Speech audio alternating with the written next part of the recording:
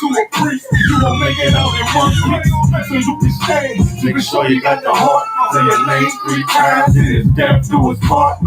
So how you feel about this truth out the shoulder? This ain't like the nigga, I should want out. Even your own people gon' disown. And I know I said they hate you for my name, so you better keep it on. Ain't no more guessing, ain't no more questions. Make sure my election till I'm tucked away like George Jefferson. Murder for capital, not murder at the Capitol. The world is amazing, we like fucking rain. I'll pity those watching life as they go by. Been giving mercy in his life, I don't know why. These pump smoke, never try to. They say that I'm my brother, be the dead. So I know the soul of salute, my nigga. How you think focus? I told him I'm motivated because of you, my nigga. Brotherhoods and weapons still got weapons on the scene. Now I never do my niggas like Bishop Ibrahim. Never mind in our beliefs, they under MC. So this ain't she leaving, said she wanna let that love go. So I let that love go. But if I bring you to my bed, that's a blood oath. So, how you feel about this truth out the shoulder? Nigga like this nigga, I should want. Even your own people gon' disown. And the Lord said they hate you for my name, so you better keep it on.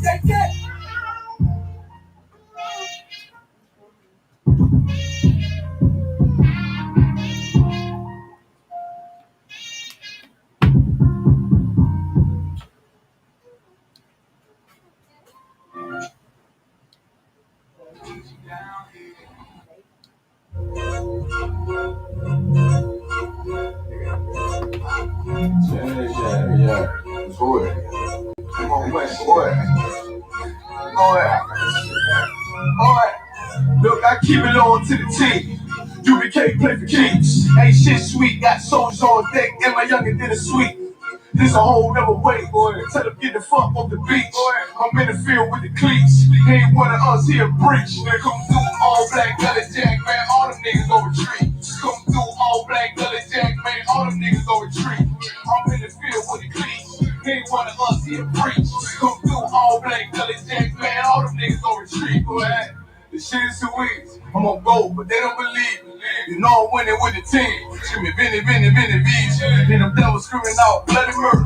I'm about to close the curtain. On my grind, bitch, I'm working. Sorry, all them lies, it ain't working. The niggas weak, they be churchin'. I'm a West nigga, that's for certain.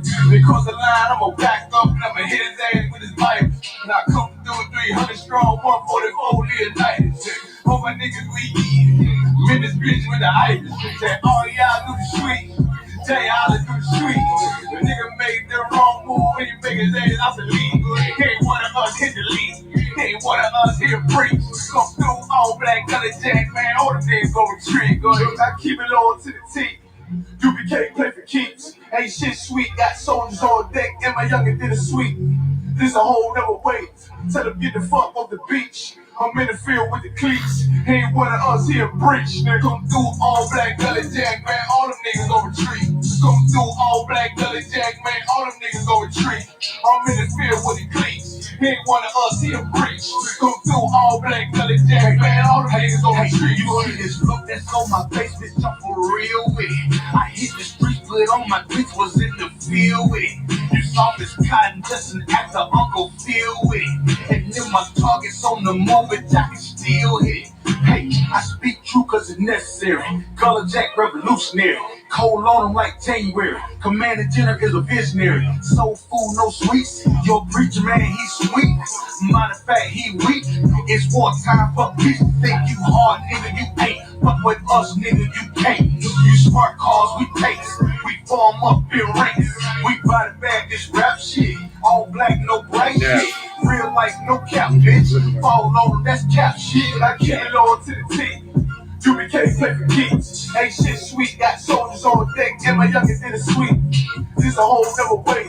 Tell them get the fuck off the beach. I'm in the field with the cleats. He ain't one of us here breach. They come through all black gully jack, man. All them niggas go retreat. Come through all black gully jack, man. All them niggas go retreat. I'm in the field with the cleats. He ain't one of us here breach. Come through all black gully jack, man. All them niggas go retreat.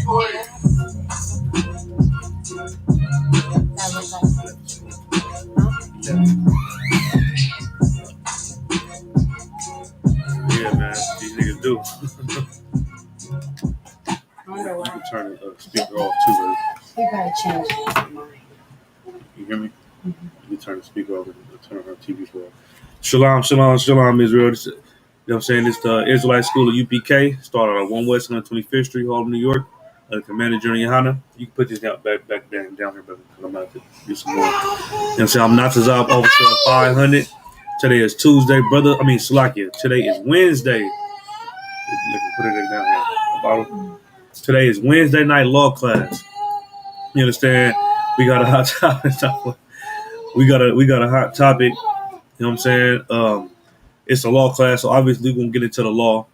You understand? There's a lot of things revolving around the law. It's like the Christian church, they teach you that it's only 10 commandments, only 10 laws. Then they turn around and say that the laws are done away with, but then they tell you to pay tithes.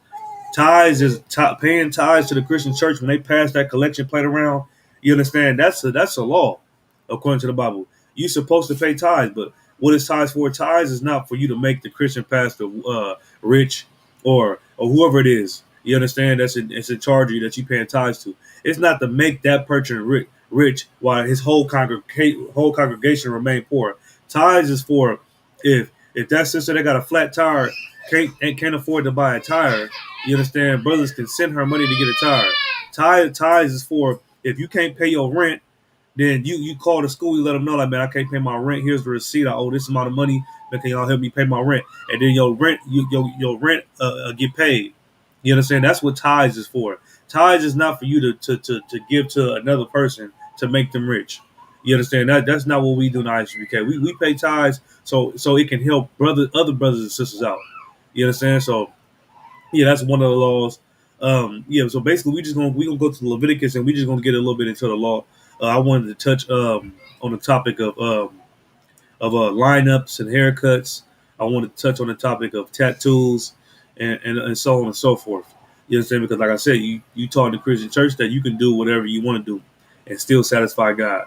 You know what I'm saying? According to this Bible, man, you cannot shave your beard off. You understand? You can't. It's against the law of this Bible to shave your beard off. You understand? But we live in a society where shaving your beard off can help you. It can benefit you in the society. You can get a good job if you shave your beard off. You understand? That's what they tell you. But really, you shaving your beard off is just you practicing being a American. You practicing being a Egyptian because that's exactly where it comes from.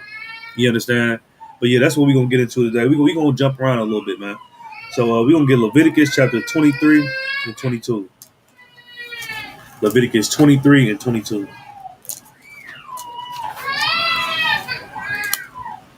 And also, if there's any brother or sister watching in the class, y'all about Shemi Ashar Bagatah, all the brothers, y'all Shabbat about Shemi Ashar, all the sisters.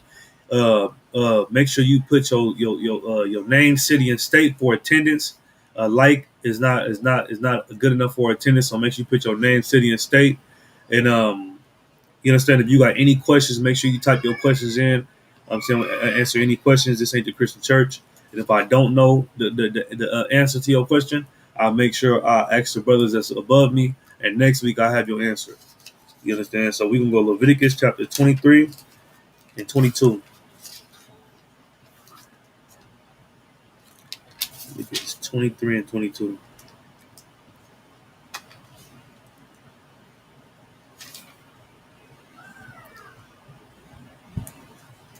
Oh, matter of fact, I'm tripping. Let's go to 19 first. Let's go to 19.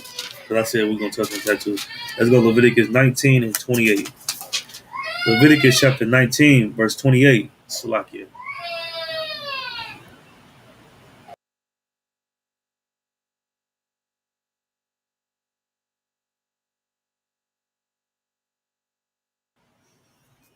Okay, so Leviticus chapter 19, verse 27. Leviticus chapter 19, verse 27. You shall not round the corners of your beard. Salaki, you shall not round the corners of your head, neither shall thou mar the corners of thy beard. You know what I'm saying? So it's saying you shall not mar the corners of your head, nor the corners of your beard. You understand? And what this is talking about, this is talking about a lineup. You understand? I know in the world, the best thing you can do know what I'm saying, on the weekend or upcoming event, is to make sure you get that fresh, crisp line up. All the females like it. You understand, and make you look more presentable than having a rugged beard. You know what I'm saying, a rugged lining, and make you look more presentable. But the scriptures say that, what did it say? I'm gonna read it again. Ye shall not round the corners of your heads, neither shall thou mar the corners of thy beard. You ain't supposed to mar, which means line up. You know what I'm saying, or yeah, a corner, the corners of your beard or your head. You know what I'm saying? You ain't supposed to get no line in or line up your beard. However your beard and your head grow, that's how you're supposed to let it grow. I mean, you can cut it down, you can shave it low. You understand? You can shave it low, but you cannot line the front of your hair up and then shave your beard to where it look like a chin strap. You know what I'm saying? You can't get a line up and shave your beard to where you only got a goatee. You understand? Which is the part that go around your lip and around your chin. You can't do that. You understand? I mean, if it already grows like that, then you tawab. But you cannot, if your beard is thick and it grow like mine, you cannot cut it and make it to where it's lined up any type of way. You got to let it grow however it grows. You understand? And then I'm gonna get the precept for why you should do that. But I know, like I said, being in this society, yeah, you see all the richest white men. You understand that the one that own the ones that own Fortune 500 companies and, you know what I'm saying, got 401ks and own houses, and, you know what I'm saying, they just own businesses. They just successful. You see all of those type of white men with their beard shaved off. You understand, because that's their culture. And then you got to understand that the Lord gave us this. The Lord gave us law, statutes, and commandments to separate us from every other nation. You understand? When we was leaving, a lot of these laws that we got, the Lord gave them to us because when we was leaving Egypt, the Lord wanted us to separate from. The Lord wanted us to be separate and want us to be different from everybody else. Like the Egyptians, they was shaving all the hair off their bodies, and then they'd throw a wig on. They was wearing makeup. They was dressing different. They was doing all these weird different things. So a lot of the time when you read the scripture, when the Lord's telling us not to do all these things, the reason why we even know about them, because this is what the Egyptians was doing. Like the Egyptians, they was getting this is where lineups come. Lineups come from the Egyptians. You understand? And if they weren't shaving all their hair off, they'd line their hair up to make sure they got a fresh lining. You understand? Make sure they got a fresh beard. That's what they was doing. You know what I'm saying? So the Lord gave us these laws to separate us from these other nations that was doing this, that practiced this. You understand that the Egyptians had influence over. And he said that you ain't supposed to line your beard up or line your hair up. You're supposed to let your hair grow however it want to grow. And guess what? You know what I'm saying? You will still be able to get a good job by doing that. Don't let them trick you and let you think that you can't get no good job without your beard being lined, without your beard being shaved off, and your hair being lined up. You know what I'm saying? You still will be able to get a good job. You understand?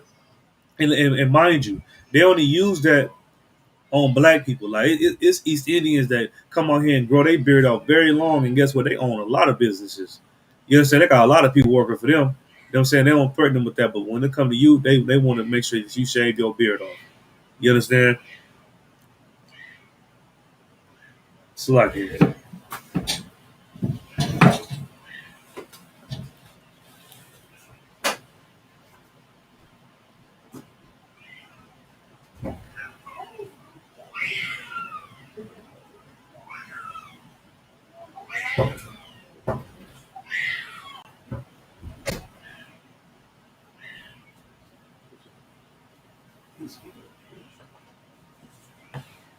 It's like it.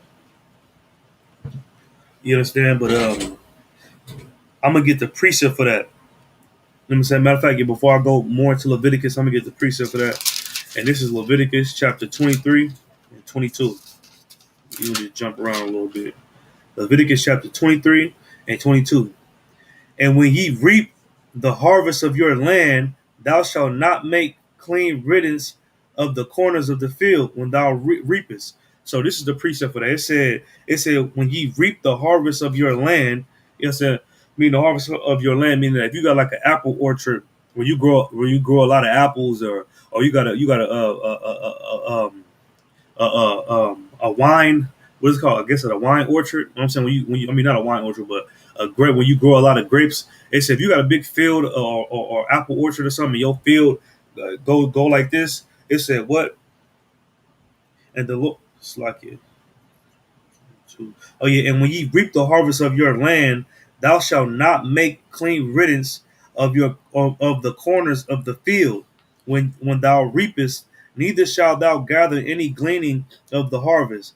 Thou shalt not leave them out. I mean, it's like it. Thou shalt leave them unto the poor and to the stranger. I am the Lord thy God. So, Lord, so if you got an apple orchard or you got a big field of, you know what I'm saying, of fruits or something that you growing, you know what I'm saying, you ain't supposed to cut the corners of your field. You understand? You ain't supposed to do that. You supposed to let your field grow however it grows. You understand? You ain't supposed to line your field up and make it grow a certain way. However it grow, or however you planted it, then that's how it's supposed to grow. You understand? Because it said them extra apples and extra apple trees that grew that you don't want right there, that don't make your garden or your orchard look presentable. You're supposed to keep that right there because that's for the poor. You know what I'm saying? That's for the stranger, meaning Israelites, right? I'm gonna read it again.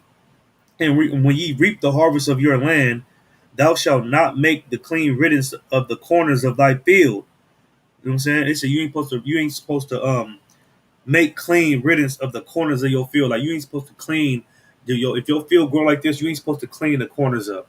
You understand? Make sure you keep the corners exactly like how they is, because that's for the poor.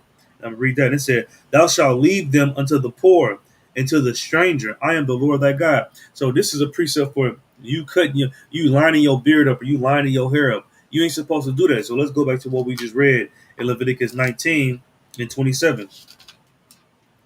Leviticus chapter 19 and 27. Ye shall not round the corners of your heads, neither shalt thou mar the corners of thy beard. So we just read that in Leviticus 23 and 22. When it told you don't round the corners of your field. It told you don't do that to your beard either. Not only are you not supposed to do that if you're growing like a orchard or something, but you ain't supposed to do it to your actual hair or your beard either. You can't line it up. You can get a taper, you understand? You can get it cut low, you know what I'm saying, to like a one. You can get your beard cut all the way low to where it look like you ain't got no beard, but you should never take a razor and shave your hair all the way off on your face or on your head. You understand? And on top of that, if you have hair, you should never line it up. You know what I'm saying? You should never line it up. You can get the hair off your lip. You know what I'm saying? That's too wild. But you should never or just trim it down like mine's. You understand? But you should never line it up. See, some brothers and sisters, they naturally got liners. If you look at mine, I got a natural line. This is to where I don't have to do that. You know what I'm saying? But some brothers want that perfect line and they want to line it up. So when brothers coming into the school, that's like one thing like that's hard on brothers. They'll be with everything we talking about, and then they'll find out that they can't get that line up no more. They'll be like, oh damn. You understand? Like, and then it's to the point like, but now these people they even taking it a step further, and it like because this is the thing like when you get lined up so much, it'll start pushing your hairline back. So when you try to go to the barbershop every week or every 2 weeks, they start telling you like, oh man, no, you gotta wait till it grow back some more, man, because it's starting to push your line in a little bit. You know what I'm saying? You gotta wait till it grow back, and then brothers will come back there and line it up, and they're like, oh man, your shit. I mean, it's like it pushed about you know what I'm saying, a quarter of an inch. We got this little spray paint. So then you got brothers they spray paint, they line it on, and then the barber line the spray paint up. You understand? That's ridiculous, man. It ain't that much being fresh in the world to be doing all that. You understand? But no, you ain't supposed to mar the corner of your beards or do none of that. All right, so let me see. What we gonna go to now? Let's go to Hebrews. And if you because like I said, like the Christian church, they teach you that the laws are done away with. You understand? They teach you don't have to obey the laws, just pay tithes. When like and then that's how you know people that's in the church don't read the Bible and don't know the Bible. You understand? Because they supposed to be listening to what he's saying and reading it like, okay, yeah, it say right here, you know what I'm saying, Malachi, you supposed to pay tithes. You understand? Oh yeah, okay, so for sure. But hold on, that's an Old Testament law. I thought he said that. I thought the laws are done away with. Why are we keeping this law? Brothers supposed to be asking those questions, but being that they don't ask those questions, you understand? Is mean that just tell you that they not woke in there. You understand? They don't know. They just listen to his prosperity speaking. That's all it's about. Let me see. But we're gonna go to what happened if You find out that you ain't supposed to eat shrimp, crab, lobster, and pork. You find out that you ain't supposed to shave your beard and get lineups, and you understand, and then you do it anyways. Let me see. Let's go to Hebrews chapter 10, verse 26. Hebrews chapter 10, verse 26. For if we sin willfully, after that we have received the knowledge of the truth, there remaineth no more sacrifice for sins. It says so. It said, for if we sin willfully after we have received the knowledge of the truth, you know what I'm saying? So if you find out that you ain't supposed to eat shrimp, crab, lobster, and pork, and you do it anyways, if you find out you ain't supposed to shave your beard, you understand, and get lineups, you understand, and you ain't supposed to be stealing, you ain't supposed to be murdering, you ain't supposed to be celebrating 4th of July, you know what I'm saying? You ain't supposed to be doing all the things the Bible say don't do. If you sin willfully, I'm saying, I'm gonna read it again from the top. It said, for we sin willfully after that we have received the knowledge of the truth, there remaineth no sacrifice for sins. You know what I'm saying? Because look, at when you was in the world and you was eating shrimp, crab, lobster, and pork, and you know what I'm saying, you was prostituting, and you was getting lineups, and you know what I'm saying, you was doing whatever the hell that the Lord didn't want you to do. You was doing it anyways, but you didn't know. The Lord winked at your ignorance. You know what I'm saying, the Lord winked at your sin because you didn't know no better. You understand? You didn't know no better. So the Lord gave you a pass, and he winked on that. But when you come into the truth of knowing good and evil, and you come into the truth of what you should and should not do, and you sin willfully, it said what? There remaineth no more sacrifice for sins. There remain no more sacrifice for your sins. You understand? There remains no more sacrifice for it. You understand? Once you sin willfully, you will get punished for that. You understand? Once you find out that you ain't supposed to do that and you do it anyways, you will get punished for that. You know what I'm saying? The Lord ain't gonna wink at your ignorance no more, or wink at you not knowing the truth, because you know now. You understand? You know better. You know what I'm saying? Just like if you got a kid and you tell him, hey man, look, don't stay out that kitchen and trying to mess with my pots. That stove is hot. You know what I'm saying? Don't be in there messing with the gas and none of that stuff. If he don't listen, you know what I'm saying? Either he gonna get punished, or one of them pots gonna fall on his arm while he doing too much, and then he gonna know, like, oh man, I messed up. I shouldn't. You understand? Verse 27. But a certain fearful looking for of Slakia, but a certain fearful looking for of judgment and fiery indignation, which shall devour the adversaries. So if you continue to sin willfully, you know what I'm saying? When you come into the knowledge of the truth and you continue to sin willfully, and you know what I'm saying, you come to class and you know that we said that you ain't supposed to shave your beard and get lineups, and you ain't supposed to eat pork. You know what I'm saying? And you ain't supposed to eat shrimp, and you ain't supposed to do this and do that. And if you do that willfully, you know what I'm saying, and you do it after you already received the knowledge of what you can and can't do, you understand? I'm gonna read it again. But a certain fearful looking for the judgment and fiery indignation which shall devour the adversaries. You know what I'm saying? Now it's saying, basically saying, like, now you have to wait on your punishment. You know what I'm saying? Now since you sinned willfully and you knew that you wasn't supposed to do that and you did it anyways, now you got a punishment coming. Ain't no more sacrifice for sins. You know what I'm saying? The Lord ain't gonna wink at your ignorance no more. Now you have to get punished for what you did, and you have to wait on that punishment. You understand? In verse 28, it said, he that despises Moses' law die without mercy under 2 or 3 witnesses. Right. Because in the time of Moses, under Moses' law, if somebody said that you broke these law statutes, any one of these law statutes or commandments, and I'm saying, and it was 2 or 3 witnesses saying that you did this, like for instance, like you being a homosexual, if it was 2 or 3 witnesses saying, like, yeah man, we seen him and another man in the tent and they was doing something unlawful, you know what I'm saying, then you got stoned on the spot. You understand? You got publicly executed in front of everybody. You understand? The whole nation had to stone you to get the evil out of Israel. You understand? It said, he that despises Moses' law die without mercy under 2 or 3 witnesses. You understand? The person that despises Moses' law, he died without mercy. You know what I'm saying? Because that wasn't mercy. You understand? You 2 people or 3 people saying that, man, they seen you doing something unlawful and then you just dying for it. That wasn't mercy. You understand? That wasn't mercy. But now, since Christ died for Black, Hispanic, Native American Indians, you understand? He died and gave us mercy, man. The Lord gave us mercy. You know what I'm saying? What you gotta understand is Christ, he didn't Yahweh Shai Mashiach, he didn't die for what you do. He didn't die for you to be a sinner. He didn't die for you to get lineups and smoke weed because you say it's in the Bible, and for you to throw your wife away because you think that you can throw your wife away. You know what I'm saying? Because you're scared to just have more than one wife. He didn't die for you to be a sinner, man. Christ didn't die for what you do. He died for what you did, meaning that you didn't know that it was unlawful for you to smoke weed. You didn't know that it was unlawful for you to eat certain foods. But now that you found this out, you repented. You know what I'm saying? Meaning that you changed. You turned away from doing those things that was unlawful. So then therefore you got grace for it. You know what I'm saying? The Lord gave you grace to change. That's what grace for. Grace is just to give you a time period to change. You understand?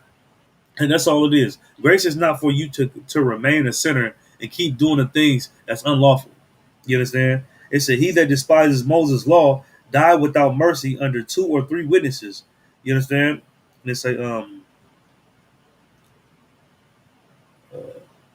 yeah, I'm gonna keep going to 29. Of how much sorer punishment suppose ye shall he be brought worthy who have trodden under foot the Son of God, and have counted the blood of the covenant wherewith he was sanctified an unholy thing, and have done despite of the Spirit of grace. You understand? Meaning that now you have to pay for what you did now. You understand? You have to. Christ died for our sins, but now since you sin willfully, now you have to die for your sins because he gave you a grace period to get it right. You understand? But being that you had that grace period, some people they take advantage of it, and they say, you know what? Because judgment is not executed speedily, then they think that they can just do whatever the hell they want to, and they can live however they want to live. You understand? And that's why we destroy, man, because we think that because we under grace that we can. Matter of fact, let me go to Romans right quick. Let's let's go to Romans right quick. Shalakia. Let's get grace according to the Bible. Let's see what grace means, man. We're gonna go to Romans 6:1. You know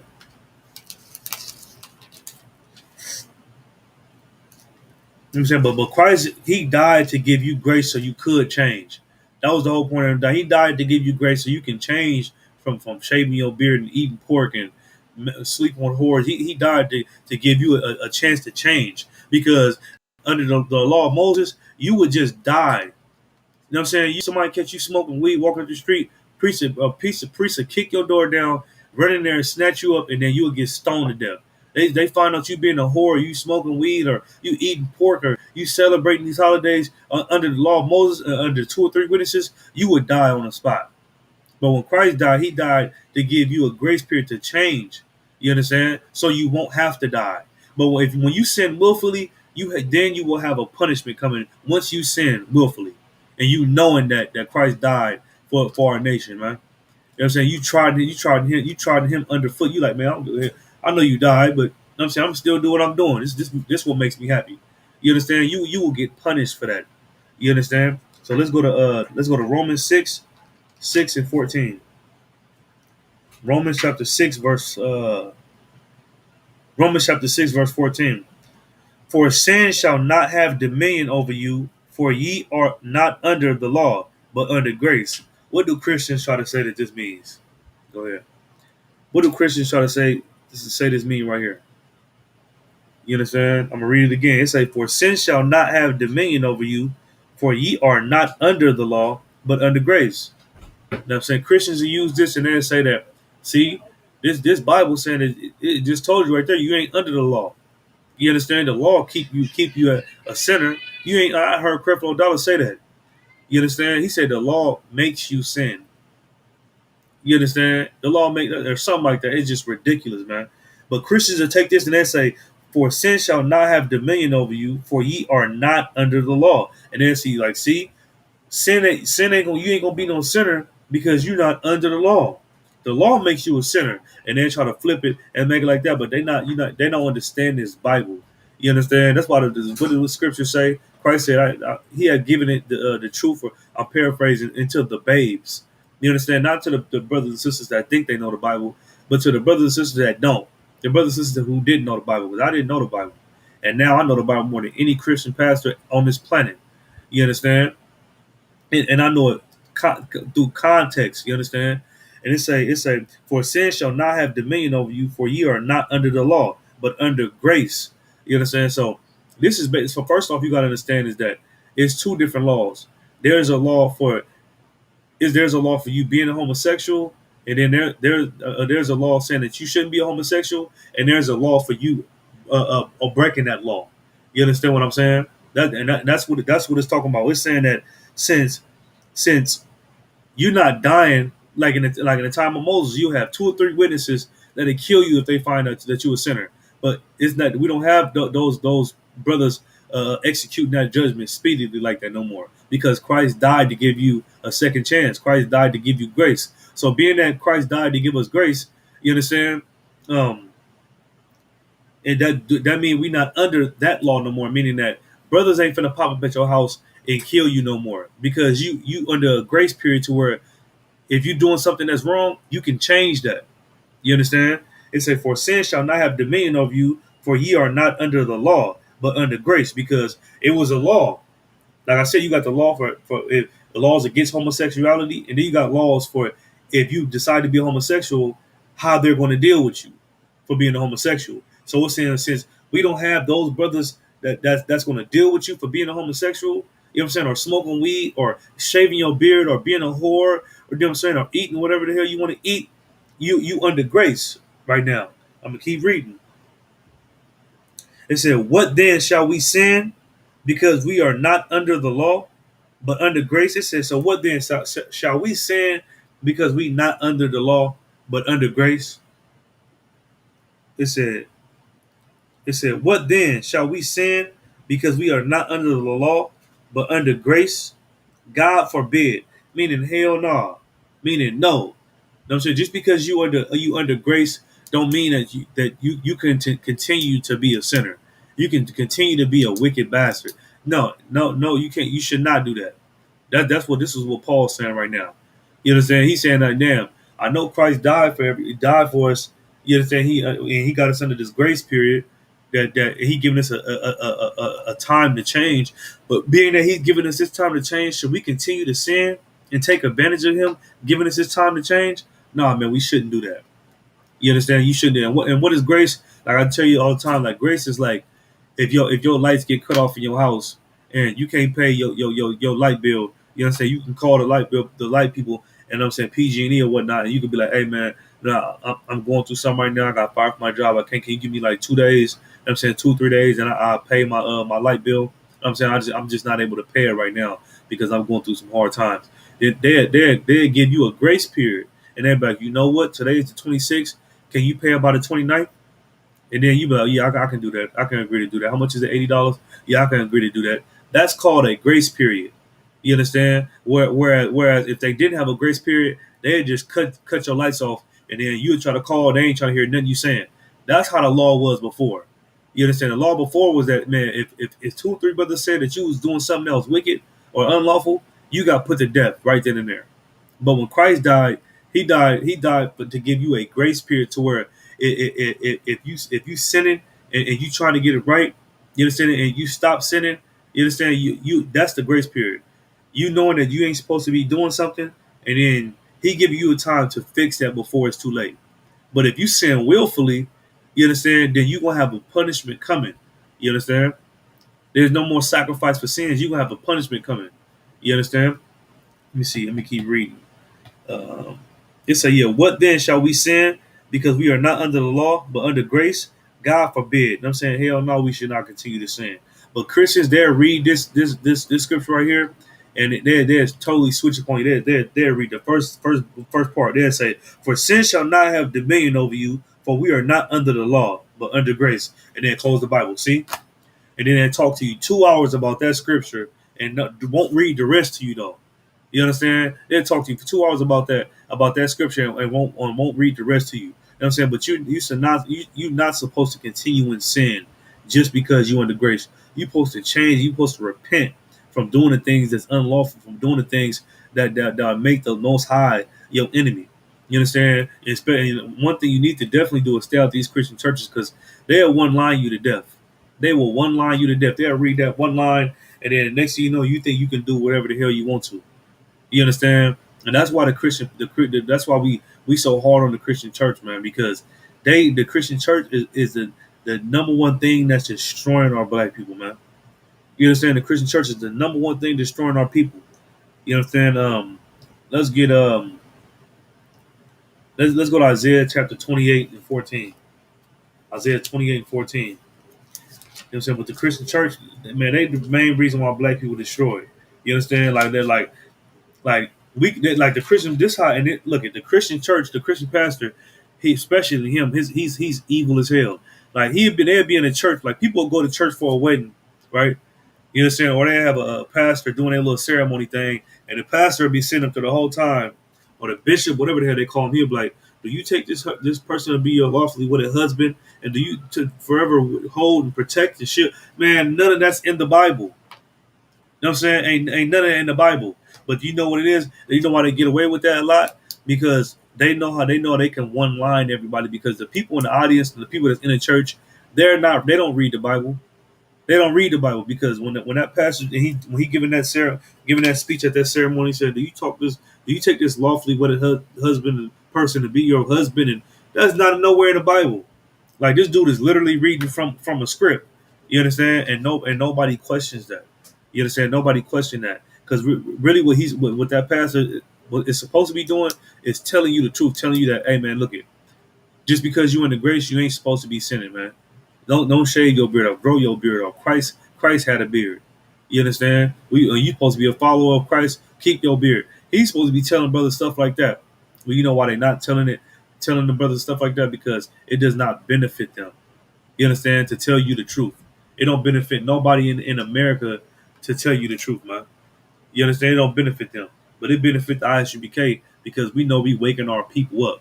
You know what I'm saying? We know it. We know what we doing out here for the Black, Hispanic, Native American Indian community is very important and it's beneficial because we trying to take the kingdom back. But the only way we're gonna do that first is if we tear down strongholds. You understand? We got to tear down the Christian church is a stronghold. You understand? Your pastor he is a stronghold.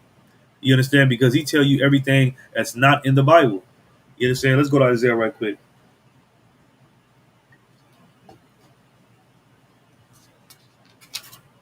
Isaiah 28 and 14. Isaiah 28 and 14. Wherefore hear the word of the Lord, ye scornful men that rule this people which is in Jerusalem. Listen, now hear this word, ye scornful men that rule this people that's in Jerusalem. This is talking about your Christian pastor, man. This is talking about Eddie Long. This is talking about Creflo Dollar. This is talking about TD Jakes. You understand? It's talking about the black people and I'm saying it's talking about Reverend Al Sharpton. It's talking about you know what I'm saying? It's talking about Martin Luther King. All these black people that rule over black people, man. They call them scornful men. You know what I'm saying? Let me look up the definition of scornful right quick. So like it.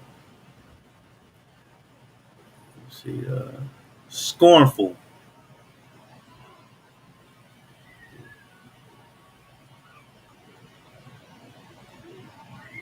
So like it.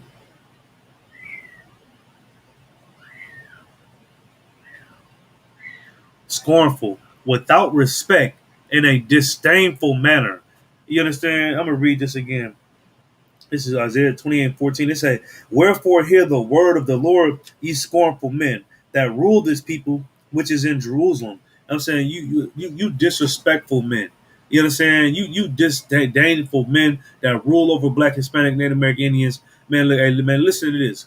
Because guess what? The Christian pastor, they the ones who rule over. That's why when a white man he wanna get any laws passed or like for instance, like the Christian church in the 80s, when you went to church in the 80s, it was all about saying that, man, you should never be a homosexual. And the Lord destroyed Sodom and Gomorrah. Like they did it was almost telling you the truth about the Bible. But now in 2021 and like somewhere in the 2000s and late 90s, they start teaching prosperity teachers, teaching you that, hey man, if you sow this little mustard seed, it's gonna grow and turn into a watermelon. And if you put $10 in the tithes, oh man, look, you're gonna get $300 back. So then people turn around and put 500 in tithes, thinking they gonna get $1 million back. You understand? They start teaching prosperity teachers, man. You understand? But these are the brothers and sisters, the brothers that rule over us, man. And guess what? They scornful because they don't respect God. You understand? They supposed to be the people. They supposed to be men of the Lord. They supposed to be followers of Christ. That's what Christian mean. You know what I'm saying? But they don't teach you what Christ taught.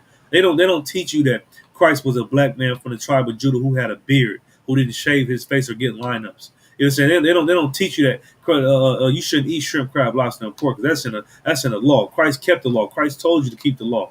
You know what I'm saying? They don't teach you that Christ was a black man. They don't teach you none of these things, man. But they teach you the exact opposite. You understand? Because you know why? Because they don't respect God. They scornful men. That's what the scripture's saying. It said, because ye have said, we have made a covenant with death, and with hell are we at agreement. It said, because you have made a covenant with death. What does it mean to make a covenant with death?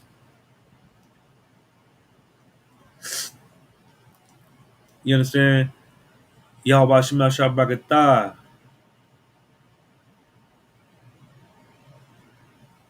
You know what I'm saying? What does it mean to be Shalom Christ crying y'all for tuning in? What does it mean to what does it say? Because you have said we have made a covenant with death, and with hell are we at agreement.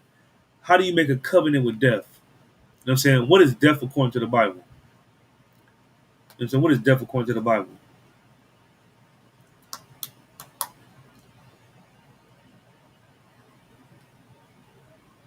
You know what I'm saying? What is the wages of sin? The wages of sin is death. You understand? That's what death is. The wages of sin. So he said, because you have said we have made a covenant with death. They made a covenant with being a sinner. You know what I'm saying? And with hell are we at agreement. And saying with hell we at agreement, man. You know what I'm gonna keep reading. With the overflowing scorn shall pass through. It shall not come unto us, for we have made lies our refuge, and under falsehood have we hid ourselves. And it said they made a covenant into death. Like they don't teach you that you ain't supposed to be a sinner. They don't teach you that you're supposed to keep these laws. In fact, they tell you that every law is done away with except tithes. That's what it means to make a covenant in with death. And in return, black people are destroyed. In return, black people die behind this. You understand? Black people die. You know why? Because look, at black people, if we had somebody telling them that you should never be a homosexual, the Lord will punish you for that. You're gonna catch AIDS for that. We wouldn't have black people catching AIDS and dying. You understand? They made a covenant with death. You know why they made a covenant with death? Because your Christian pastor told them it was okay to do. The Lord accept everybody. You understand? When what's his name? That brother that got pulled over and killed by the police. You understand? No, he should have knew and been taught growing up in the Christian church that the white man is the devil that the Bible speaks of. And then guess what? He wouldn't try to reach and get his ID. You understand? And that devil wouldn't never shot him. But being that you in the Christian church, they teach you that the laws are done away with. You understand? They teach you to live however you want to live. And in return, brothers die for that. You understand? They teach you to make a covenant with death. That's what that's talking about. It said, because ye have said, we have made a covenant with death, and with hell are we at agreement. You know what I'm saying? And black, Hispanic, Native American Indians, we in hell because of it. Because these Christian pastors teach that the laws are done away with, and you can come as you are, and the Lord still love you. We in hell because of that. You understand? We in hell. We in hell because they told you that it's okay to sell drugs. It's okay to be a crackhead. It's okay to be a whore. It's okay to be a whoremonger. You know what I'm saying? It's okay to eat shrimp, crab, lobster, and pork. You know what I'm saying? It's okay to get lineups and shave your beard. You know what I'm saying? It's okay to do all these things, man. That's what the Christian pastors teach. And because they teach that, black, Hispanic, and Native American Indians are in hell, man. Because Martin Luther King had a dream that little black boys gonna hold little white girls' hands. You understand? Black people are in hell because of that. You know what I'm saying? We in hell because of that. Because before that, We had a lot of great cities, not even just Black Wall Street. That's like the main one people like to bring up. But we had Little Rock, Arkansas. You understand? We had East St. Louis. You understand? What else do we have? We had Chicago. You know, so we had Detroit. We had black cities where black people flourished. And here he came with this dream, saying that he had a dream that we all gonna get along and hold hands. You understand? And in return, black people got hit with water hoses and got dogs sicked on them. You know what I'm saying? Children got beat in the street by the police. You understand? A lot of people got put in jail. You know what I'm saying? Because people listen to Martin Luther King and they listen to scornful men like him, you understand? Millions of people followed him down to the march on Washington, D.C. And after that march, brothers and sisters, they left their home. They left the Alabama. They left the South. You understand? They left Mississippi. They left all these different places in the Tennessee. They left all these different places in the South to march for Martin Luther King down to Washington, D.C. And then after that march was over with, they didn't have nowhere to go. So guess what? They had to stay in Washington D.C. They had to move to Philadelphia. They had to move to New York. They had to move to all these different places, and they had to leave their businesses back in the South.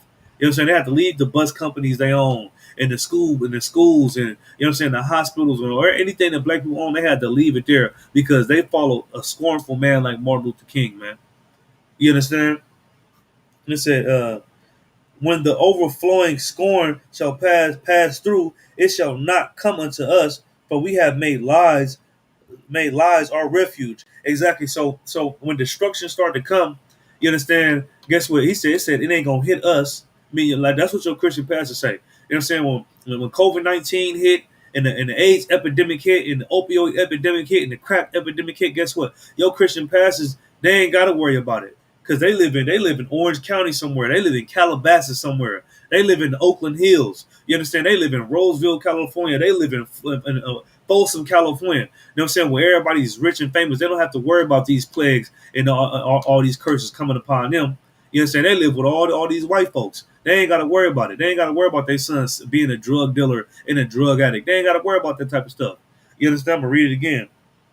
It said, it say, when the overflowing scorn shall pass through, meaning when all this destruction come through, you know what I'm saying, all this hell, you know what I'm saying, hit black folks, this is what they're going to say. It shall not come unto us, for we have made lies our refuge. And guess what? It ain't gonna come to them because they benefited off the lies. They made lies their refuge, man. They surrounded themselves with lies. So they get the benefit of telling you lies, and you pay them for it. You understand? That's how they made lies their refuge. They were able to move to the Oakland Hills and move to the Elk Grove, California. You understand? Move to Calabasas, to where all these rich white folks is, and get to live amongst them. Well, it's all peaceful and nice. But meanwhile, know what I'm saying? You got gun violence is rampant in the South Sacramento. You know what I'm saying? North Sacramento. Gun violence, you understand? Gangbanging is going crazy. You understand? You go to Oakland, people dying from guns. You go to Richmond, people dying from gangbanging and from fentanyl overdose and heroin overdose and drug deals going bad. You understand? But what did they say? It said, it shall not come to us, for we have made lies our refuge. It ain't going to come to them because they made lies their refuge. They think they get to sit up in some big mansion, you understand, while you being destroyed in hell in the ghetto somewhere, you understand, and not have to worry about their family going through that. You understand? Because they made lies their refuge. And that's how you gotta look at anybody that's black, Hispanic, Native American, Indian, that's in power. You understand? They made lies their refuge, man. And that's why they able to succeed. That's why they able to flourish in a society like this, in a country like this. And it said, and under falsehood have we hid ourselves. Right. And under falsehood have they hid themselves. You know what I'm saying? They told you that they was a man of God. They told you that they had a dream that little black boys gonna hold little white girls' hands. They told you that we all should come together and be equal. They told you that God loves everybody. Those falsehoods, man. Those are falsehoods. It's saying under falsehoods have we hid ourselves, and look, and they hide up under those falsehoods. You know why? Because they benefit from those falsehoods. Well, really, in actuality, they should be telling you that, hey man, you should never try to come together with your enemy. The white man always gonna be the devil. You understand? No, I don't care how many friends you got, man. Your mom white, but your dad black, man. You an Israelite. You should never come to. You should respect your mom though, but never try to come together with the white man. You understand? Never try to come together with these people. Don't never stop keeping the laws of God. This is your protection. This is your refuge. That's what they supposed to say. You understand? But they don't tell you that. They tell you to do whatever the hell you want to do. You know why? Because they benefit from this. And they say in their heart, they say in their head, man, the destruction that's gonna come to them from the things that I'm teaching them, it's not gonna hit my house. You know what I'm saying? I'm gonna get rich off it, but it ain't gonna hit my house. I'm gonna be somewhere in the hills rich somewhere off telling them this. That's what TD Jake say. That's what Creflo Dollar. The nigga name is Creflo Dollar. That's the nigga name. You understand? That's the only thing they care about, man. That's the only thing they care about. And that's why you got to notice the difference between the ISUBK and these Christian pastors and even these fake Israelites. It's a difference between us and them, man. Because we tell you the truth. You understand? We not hiding behind a refuge of falsehoods and a refuge of lies. You understand? We tell you the truth, man. Because guess what? We not telling you our own words. We telling you the words of God. The Christian pastor, he's telling you his own words. Your Muslim wives, they telling you their own words. That's what they want. That's the same thing Martin Luther King said. He said, what did he tell you? How did his speech go? I got a dream. He said, I have a dream that this is his dream. He said, I have a dream that little black boys gonna hold little white girls' hands. That was his dream. He didn't tell you what God said about that. You know what I'm saying? And that's how all these Christian pastors is. They don't tell you about what God said. They tell you how they feel. You understand? Because they want to benefit off that. You understand? Let me see. Oh, what we got right now? Isaiah 29, 15. And you know what I'm saying? We're going to get the precept for that. Let's go to Jeremiah right quick. We're going to go to Jeremiah chapter 14 and 14. You understand? And that's why this Bible is so heavy, man. You understand? That's why this Bible is so heavy, man. Salakia. And that's how you know, and that's why you're supposed to call your Christian pastors out on their bull crap. You know what I'm saying? You're supposed to call them out and know that they ain't nothing but a lie. You understand? You're supposed to see the work that they doing, and you're supposed to see how, like I said, every class, it's a Christian church, like mainly where it's black violence going on, and it's black people being destroyed, and they on crack, and we suffering through all these different things. The main thing that cities got in common that's going through that, you know what I'm saying? It's not just them being in hell that they have in common. You know, the other thing they have in common is that it's a Christian church all throughout that city. Like it's so many Christian churches. It's especially in Oakland. You go to Oakland, nigga, literally, bro, I'm not lying. It'll be about 4, 5, 6 churches on one street. On one street. You know what I'm saying? It's probably more than that. I'm just not trying to put it on extra. But it'd be more than 2 or 3 churches on one street, man. And guess what? Oakland is destroyed. You go to Oakland, it look like hell, man. You understand? They call the homeless. They all live in an encampment together. They call it tent city, where it's just thousands of homeless people living together. You understand?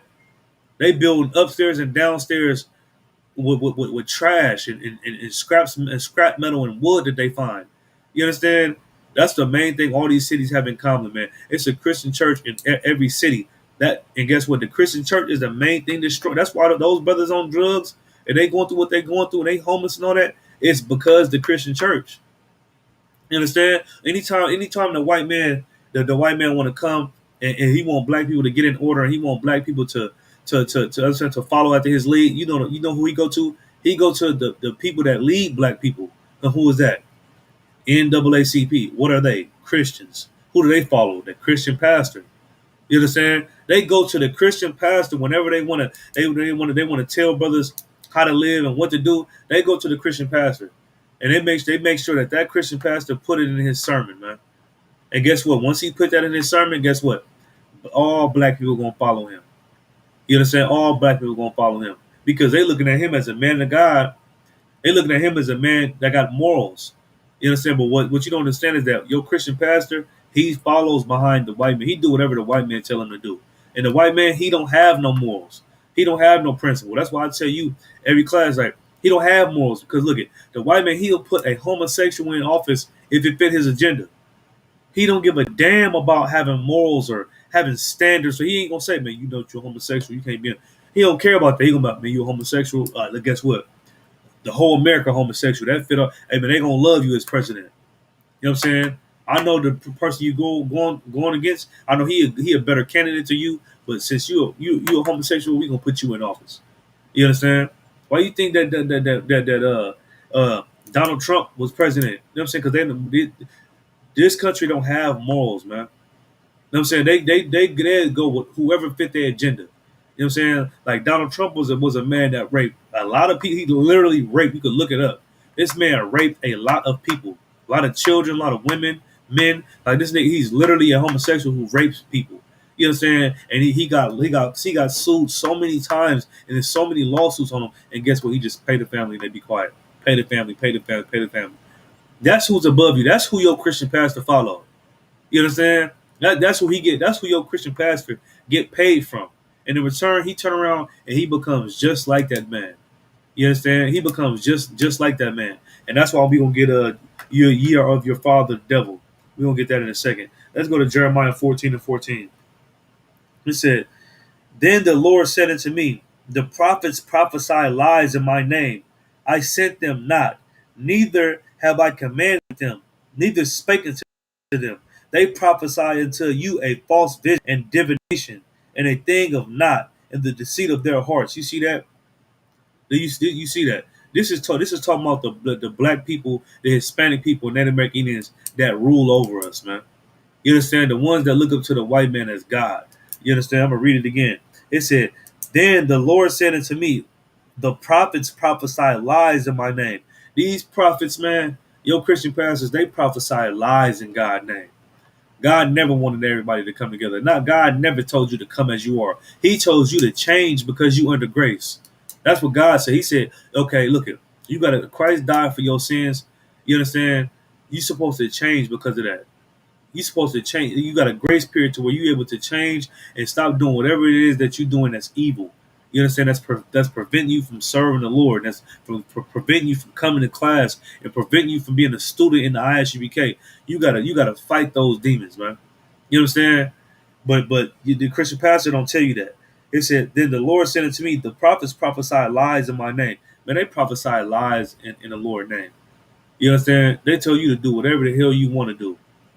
You understand? And no father would ever tell his child that.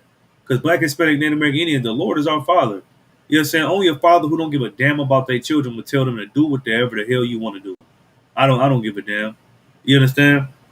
I said, "I sent them not, neither have I commanded them." The Lord said he ain't send them to be leaders over black people. Like the Lord didn't set T.D. Jakes up, Creflo Dollar, Reverend Al Sharpton, Jesse Jackson. He didn't set these black people up that's over us today to be leaders over us.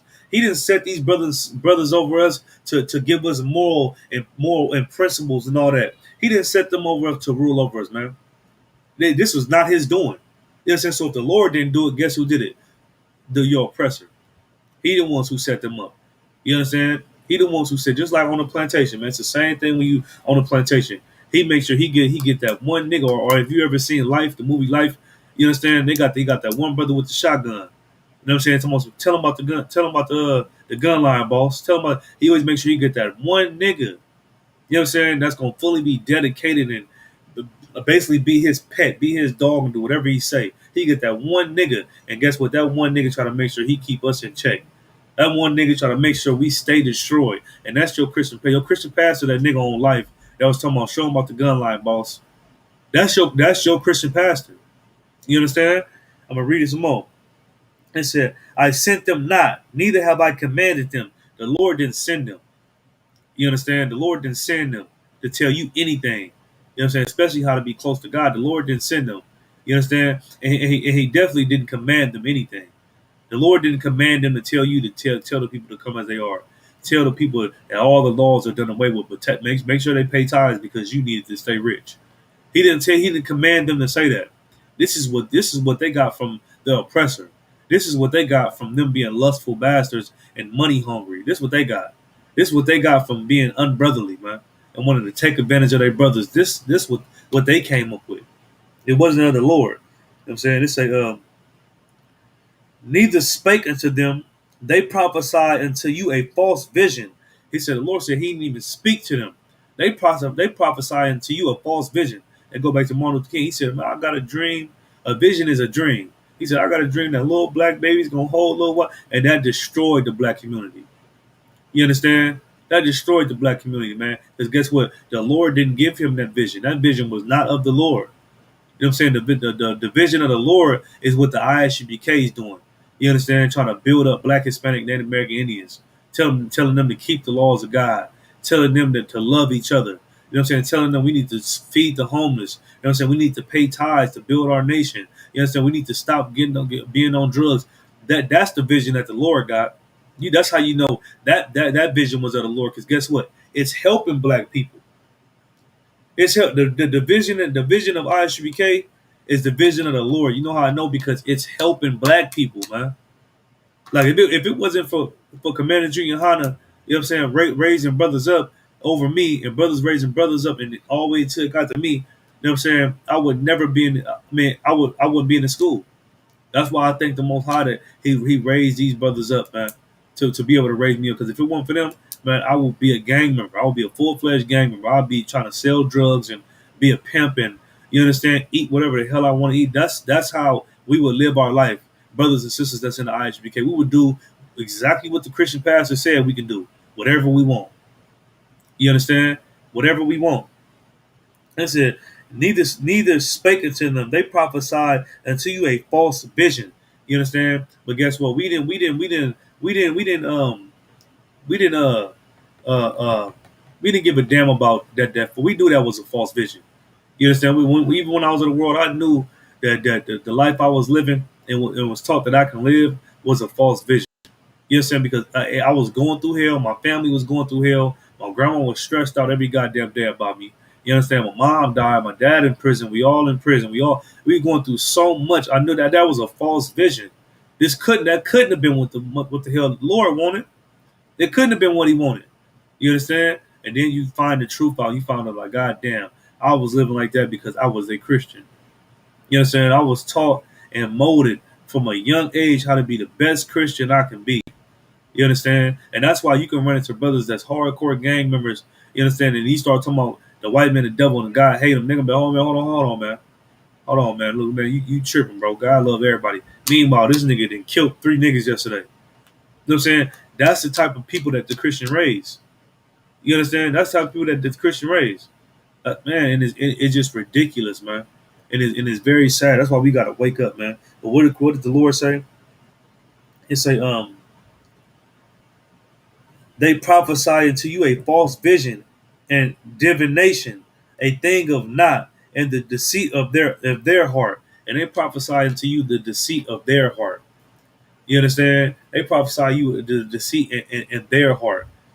They like that's why when you go to church, they wait for you to go get through on the weekend from having one night stands and you understand from possibly then killed somebody to doing something unlawful and they wait for you to they want you to go and do whatever the hell you want to do on that weekend, all the unlawful things. And on Sunday, they want you to wake up that morning, feel bad, and go to church and give them all your money. Because they made you feel good about what you did and told you, don't worry about it, sister. I know you had a one night stand. You might get pregnant. You understand? But look, you can have that abortion. You can you ain't do nothing wrong, sister. You was out enjoying your time, and you know what I'm saying, and you got a little bit too drunk, and you had sex with somebody, you got pregnant. Ain't nothing wrong. The Lord still loves you, sis. The Lord still loves you, man. Just pay. Next, you know, she then got gained up so good. She ain't about to give him $400 and leave church and go do it exactly the same thing the next weekend. You understand? The same thing with brothers. You know what I'm saying? Brother go to sleep with his dad's wife or his cousin's wife or something, and come to church like, man, I need to confess my sin. Man, I slept with my cousin's wife. Man, you didn't do nothing wrong, brother. You didn't do nothing wrong. You understand? Maybe he wasn't doing what he was supposed to be doing at the house. Do he got a job?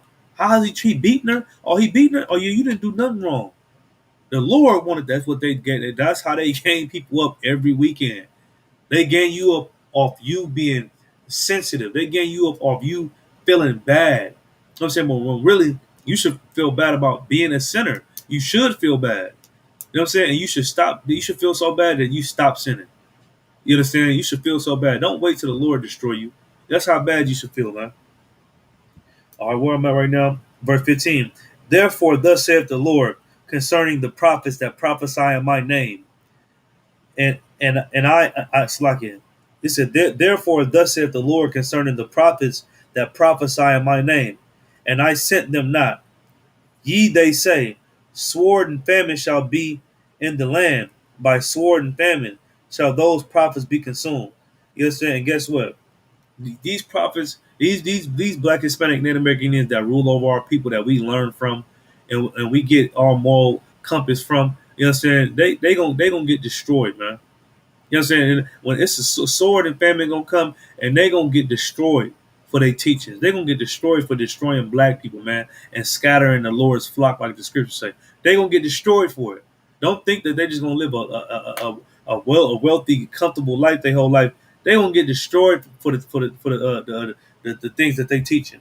Right? I'm gonna keep reading. And the people to whom they prophesy shall be cast out into the streets of Jerusalem because of the famine and the sword. And it said, guess what? The people that they prophesying to, Black, Hispanic, Native American Indians, they shall be what? They shall have, it's like it said, and the people to whom they prophesy shall be cast out in the streets of Jerusalem because of the famine and the sword. And they gonna prophesy to Black, Hispanic, Native American Indians like they've been doing. You know what I'm saying? And guess what? That's gonna get Black, Hispanic, Native American Indians killed. You know what I'm saying? By doing what your Christian pastor tell you to do, that's gonna get you killed. You understand?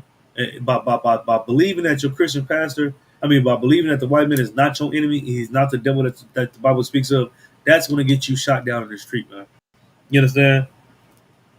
And they shall have none to bury them, their wives, none of their sons, nor their daughters, for I will pour their wickedness upon them. You know what I'm saying? But your Christian pastor who believe in his own lies and he believe in his own prophecies, you understand? And believing that the lies that he teaching Black people, guess what? He's gonna get cast out into the street. You understand? And he gonna be destroyed. Him, his daughters, his family, everything that he owned, he gonna be destroyed. You know why? It's because we need to get that wickedness out of Israel. That's why I was bringing out yesterday in class. A lot of people like see it's a few Christian pastors they do it. They really think that being a Christian is like what the Lord wants. But then you got the other 90% who do it and they know they teaching lies. You know, so you got the other 90% who do it and they know for a fact that they teaching full lies. You understand? So like it. You know what I'm saying? And it said, what did it say? And their wives, nor their sons, nor their daughters, for I will pour their wickedness upon them. You know what I'm saying? And look at they gonna be cast out in the street. They're gonna get destroyed by the same things that they teaching, man. And guess what? Nobody's gonna bury them. You know what I'm saying? Nobody's gonna bury them at all. Because guess what? Nobody buried Black, Hispanic. Like what the scriptures say, it say, our dead bodies shall lie in the streets, which is in the city, which is spiritually called Sodom and was spiritually called Sodom and Gomorrah in Babylon. I'm paraphrasing. It happened to us. You know what I'm saying? It happened to us. So guess what? It gotta happen to the people who caused this to happen. And like I say every week, like you can't blame the brothers and sisters who are sluts and blame the brothers who do gangbang and kill people and caught up in that. You know what I'm saying? Because guess what? You got to blame the Christian pastor. You can't blame it because it's been going on for years. It's been going on for 40 some years now, 50 some years. You gotta blame the head, man. You can't blame them. You can't blame brothers who 30 years old, 20 some years old, 40 years old for a 60-year-old problem, for a 50-year-old problem. You know what I'm saying? You gotta blame it for where it started from. It started with the Christian church, man, destroying Black people. That's where it started from. You understand? So we gonna drop that. And let me see. Let's go to Psalms 66 and 5. We're going to go to Psalms 66 and 5.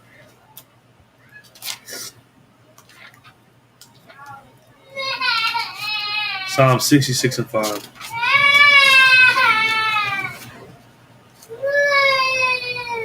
So lucky.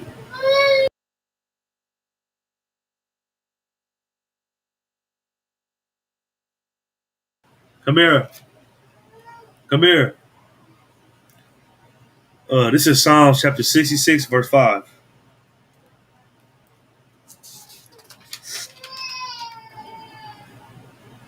All right. Psalms 66 and 5. Come and see the works of God. He is terrible in his doing toward the children of men.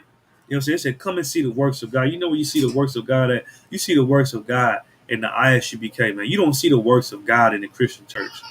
You know what I'm saying? The Christian church have not had an ounce of work of God since they've been in there, since they've been started. But you can come in the ISUBK, you see the works of God. You see the food drives we having. You see the brothers that we get off of drugs. You see the brothers that we write and get out of prison. You see the brothers that we stop from going to prison. You see the brothers that we teach to stay in that household with that woman and don't leave her. You see that's the works of God right there. It couldn't be nothing else but the works of God. You know what I'm saying? But the Christian church there, that is not the works of God. That's why you got women in there teaching the whole congregation of people. That's why you got homosexual beating on the drums, sleeping with the other brother in the choir. You understand? You got sisters in there. I'm saying everybody know that if you want to go to church, bring a condom because there's gonna be sisters in here. They gonna give it up in the church. That's what all type of wickedness is going on in there. That's not the works of God. It said, "Come see the works of God. He is terrible in his doing toward the children of men." And guess what? The Lord is terrible. And what they like to tell you, the Lord is all love. You know what I'm saying? The Lord loves everybody. You know what I'm saying? The scriptures say the Lord is terrible, man. You understand? And that's why Black, Hispanic, and Native American Indians don't you only up under a grace period of time because Christ died. Because if we were still under the without no, I mean, if Christ would have never died, then we'll be still up under the law of Moses, which we is, but it's two laws. You know what I'm saying? And what I'm saying is that under the law of Moses, if you had two or three witnesses and they found out you was smoking cigarettes or they found out that you was, you know what I'm saying, being a wicked bastard, you was doing anything unlawful, nigga, if it was two or three witnesses saying that they know you was doing that, then you died on the spot. But being that Christ died, you understand, you get a pass from doing that. So now you got to change. You know what I'm saying? He's going to give you a grace period to change. But if you decide you ain't going to change, then, man, Lord be with you, man. You know what I'm saying? Lord be with you. Because what the scriptures say, he is terrible. He is terrible in his doing toward the children of men because the Lord is terrible. Like what the scriptures say, I'm paraphrasing, it say, through terrors of the Lord, we persuade men. You know, so you're supposed to understand it and know that the Lord is a terrible power, that he will have you get hit by a car. He will make you have a seizure while you're doing 60 miles an hour and you die. He will give you a stroke like he did Ezekiel's wife. He will do all these different things, man. He will have a police shoot you down. You understand? He will have you get bit by a snake or something just crazy mess. The Lord will do that. He's a terrible power if you do not serve him. You understand? And guess what? He also terrible to these heathens, man. Well, Black, Hispanic, Native American Indians, he's definitely going to be terrible to you because you under the law. You have to keep the law. You understand? And if you don't keep the law, then you will be destroyed. You know what I'm saying? That's the whole reason why we even in America as slaves, and I got to teach this classroom because our forefathers did not keep this law. They didn't keep it. You understand? And being that they didn't keep this law, we all had to suffer for it. You understand? We all had to suffer for it. You understand? We're going to drop that. We're going to get a... Okay, and the precept for that is Deuteronomy 7 and 21. Matter of fact, I'll grab it right quick. It ain't no sweat. Deuteronomy 7 and 21.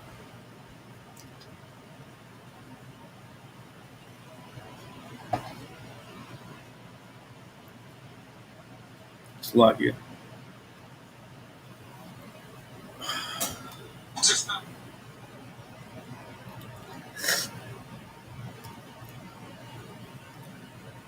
Deuteronomy chapter 7 and 21.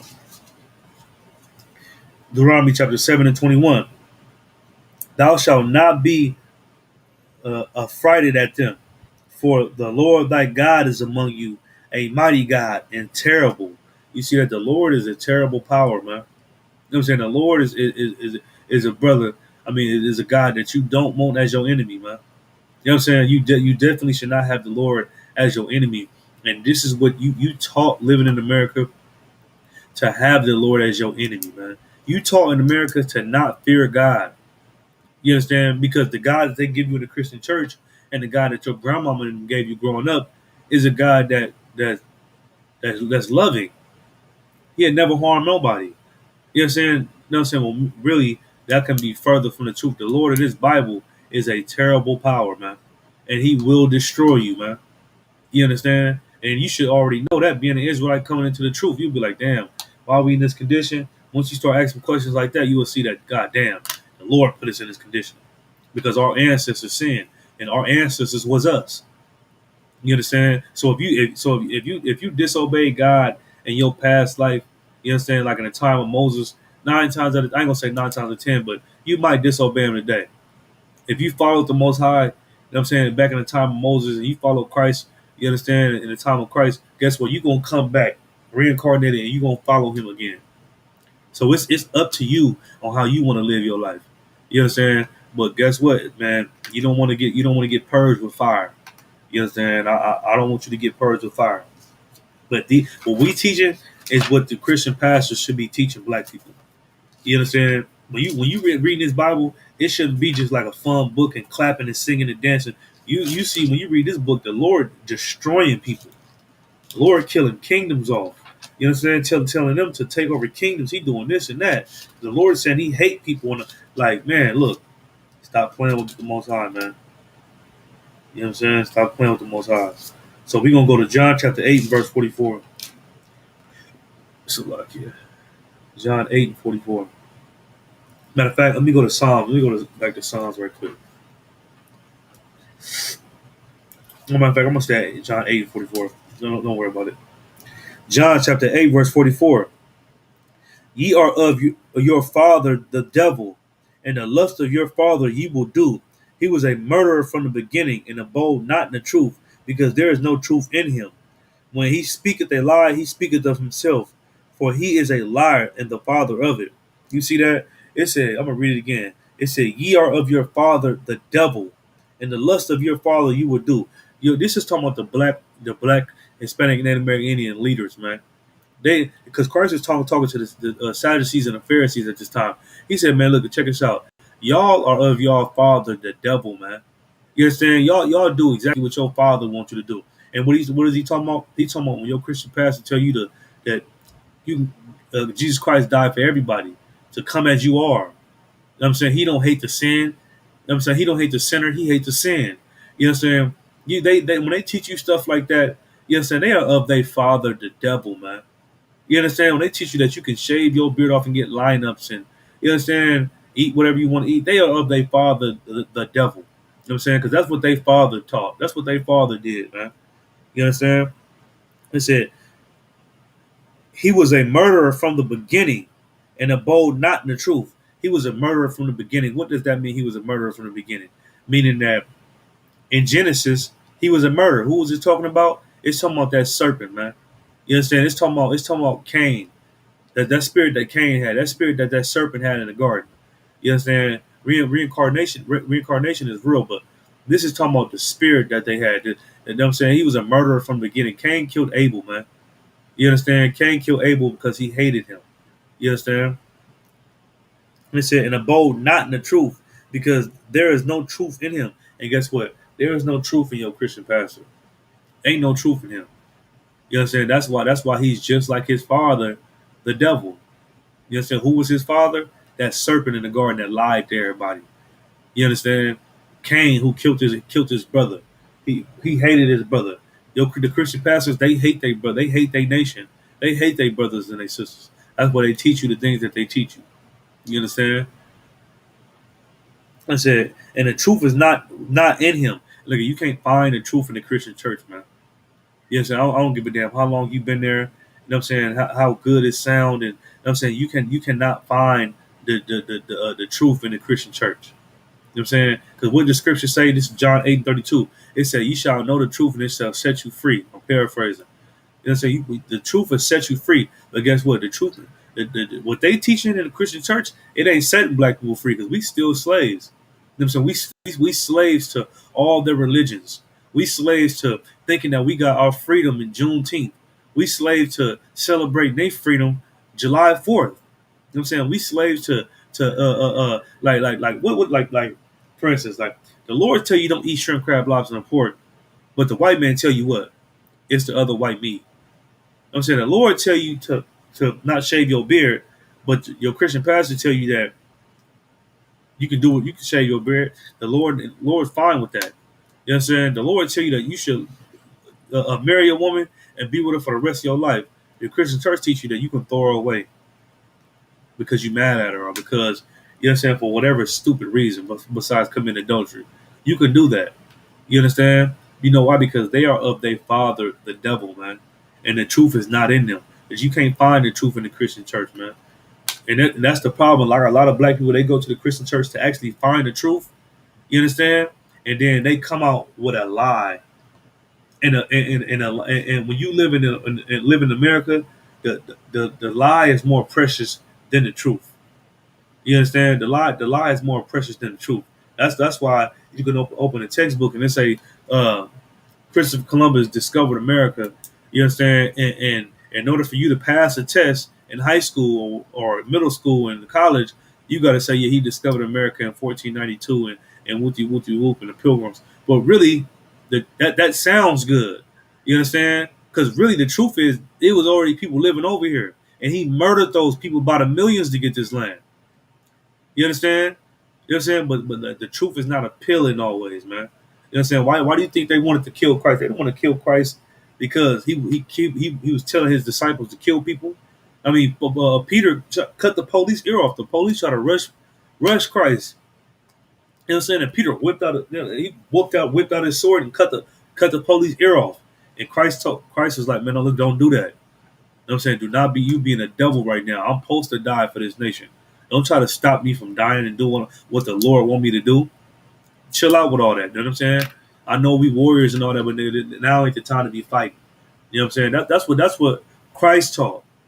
You understand? That's what Christ taught.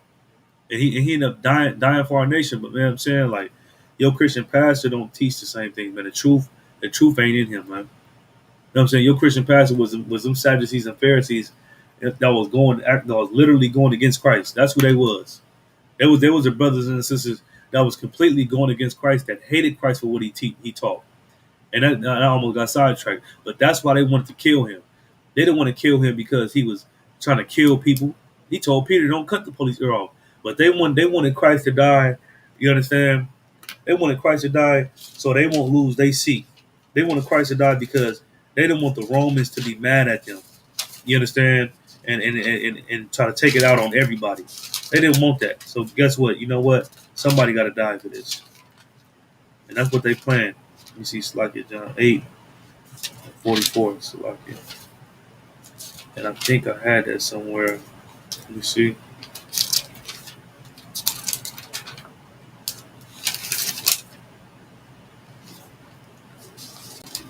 John 8:44. Okay, there it goes.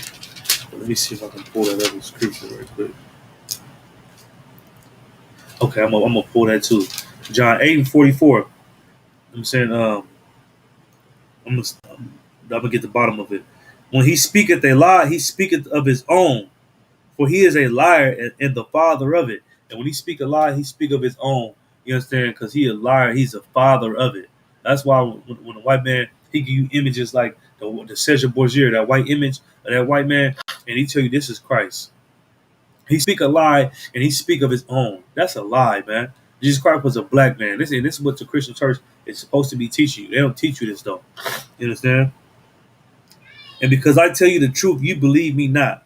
And look, in the ISBK, we come out, we tell you the truth, and you don't believe us, man. You think we full of crap. You like, man, I ain't believing them. Them niggas is extra out. You understand? You don't believe us at all. But that's why they wanted Christ to die, man. You understand? I'm gonna get that too right quick. This is John chapter 11 verse 50. It said, "Nor consider that it is expedient for us that one man should die for the people, and that the whole nation perish not. And this spake he not of himself, but being high priest of that year, he prophesied that Jesus should die for that nation, and not for that nation only, but also he should gather together in one the children of God that were scattered abroad." And so they prophesied that he should die. You understand? For the things that he was teaching for our nation. You understand? That's why they wanted him dead, man. And then meanwhile, your Christian pastor reincarnated again. And he still hate Christ, and he trying to teach you how to become one with Christ and actually follow Christ. You see the hypocrisy in that. You understand? So, Joe, we're gonna drop that. Let's go to Psalms 119 and 15. 119 and 15. I'm gonna call it right now.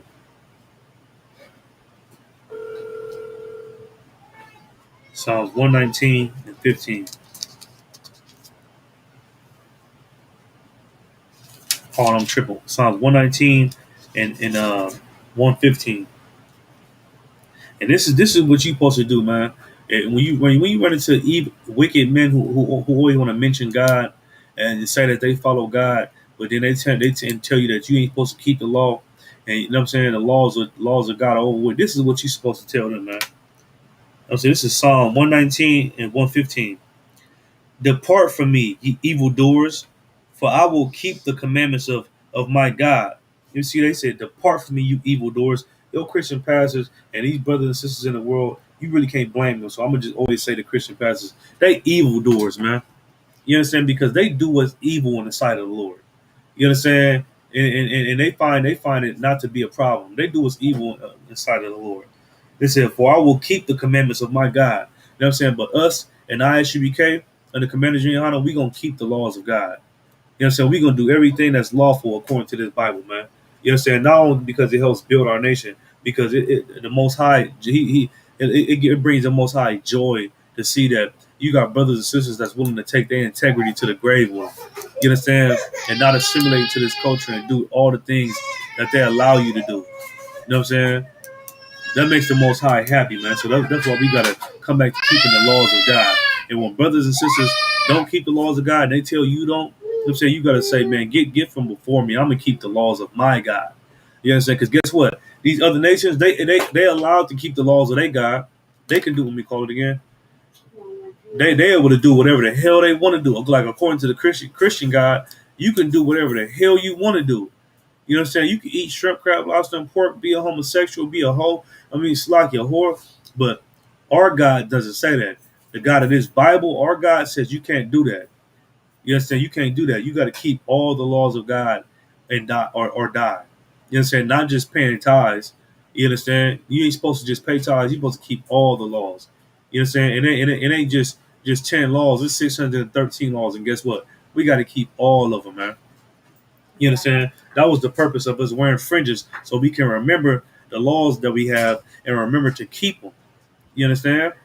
So yeah, we're gonna drop that, and a matter of fact, we're gonna keep reading.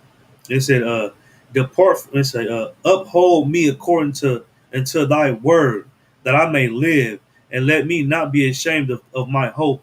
And it said, "Uphold me according to thy word, that I may live."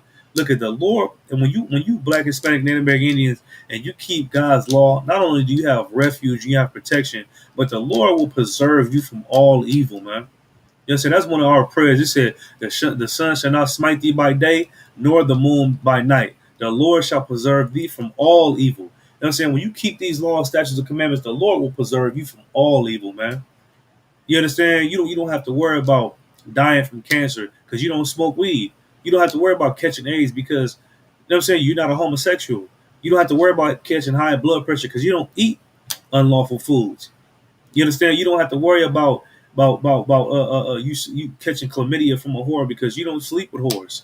You understand? That's how the Lord is going to preserve you from all evil, man. You know what I'm saying? You don't have to worry about a devil pulling you over and killing you because what the scriptures say, when you keep the laws of God, you make your enemies to be at peace with you. Matter of fact, I'm gonna pull that right quick, if I could, just right quick.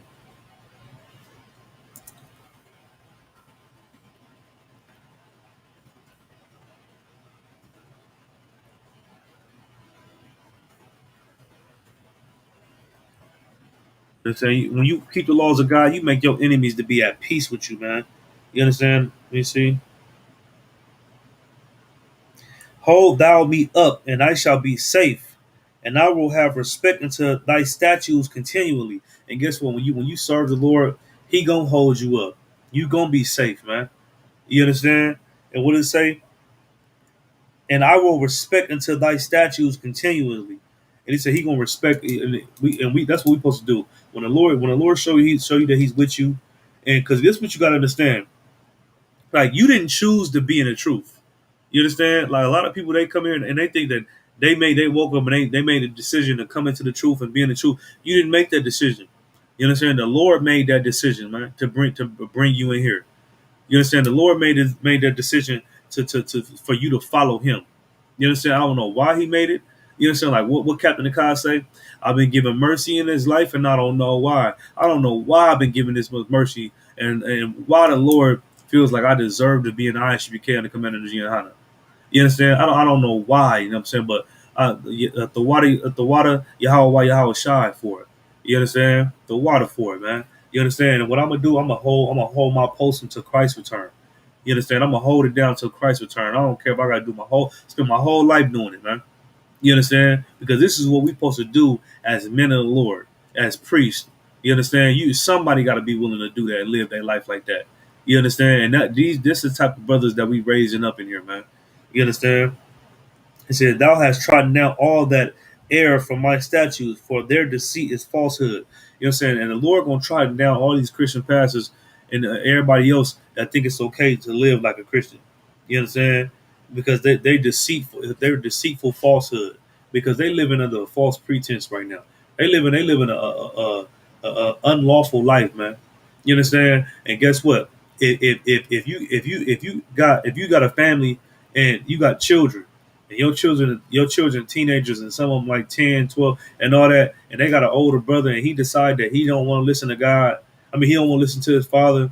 You know what I'm saying? And he want to come in whenever he want to. He want to sneak females in and out the house. He want to try to smoke weed in his room and stuff the bottom of the door so they can't smell it. And you understand? He want to just be disrespectful. And then you tell him, you know what I'm saying? And you try to whoop him. You try to do everything you can to get him on the right track. Eventually, you're going to have to do what? You're going to have to kick him out. You know what I'm saying? Or you want to do that? You want to be a homosexual? You want to do it? And man, you got to get the hell out of my house.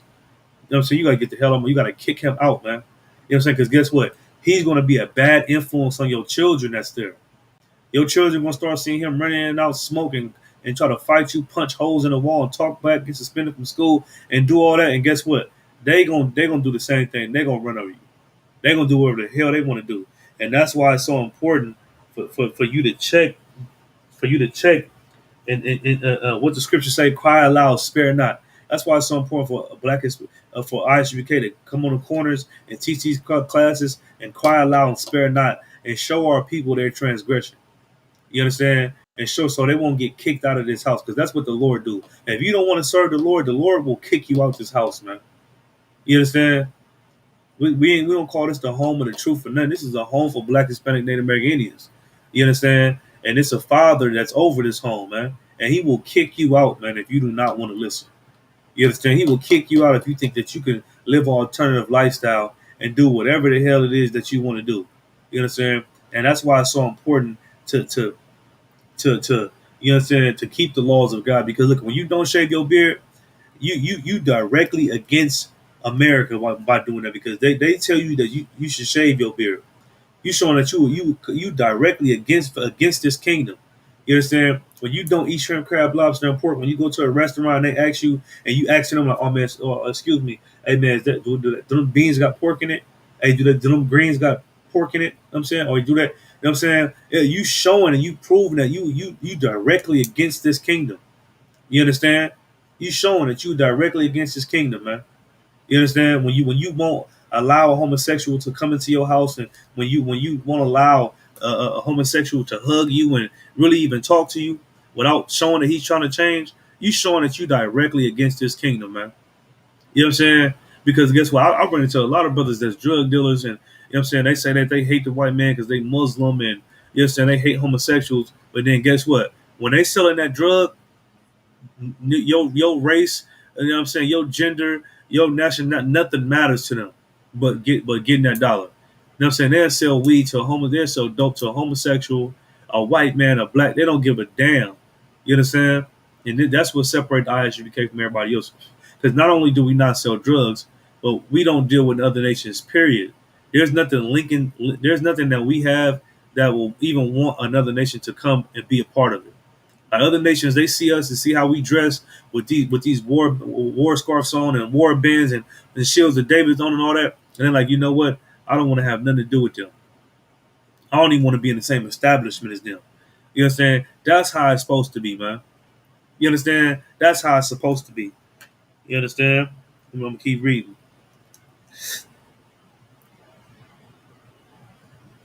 It said, verse 19, Thou puttest away all the wickedness of the earth like dross. Therefore I love thy testimonies. I'm saying the Lord, he put away all wickedness, man. And that's why you should love his testimony, man.